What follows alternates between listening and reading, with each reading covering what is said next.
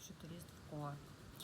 В Индию приезжаю уже не первый год, я здесь зимую, иногда подрабатываю в баре.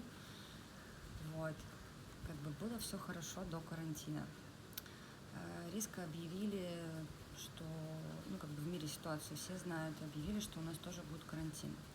Изначально на 1 день, потом на 2 дня, потом продлили на 21 день, и вот 15 апреля должны уже были снять, но его продлили до 3 мая. Естественно, заведение закрылось, в котором я работала, с середины, вот с 20 марта у нас было закрытие.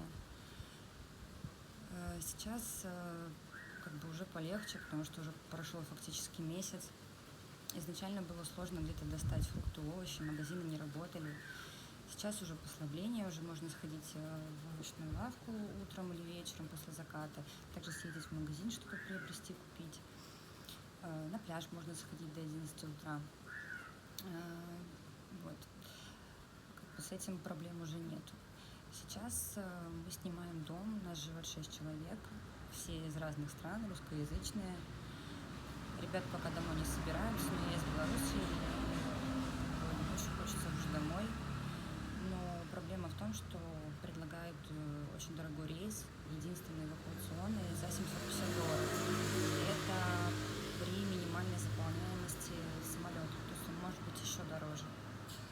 Денег таких, естественно, нет лететь. И что делают представители? Они предлагают рассрочку до конца года беспроцентную. То есть хотите улететь, в любом случае вы улетите, но выплатите эту сумму. В обычное время, когда не было карантина, и примерно в эти даты билеты стоили по 200, $300, это может быть там, через Дели до Москвы, до Минска можно было добраться так дешево.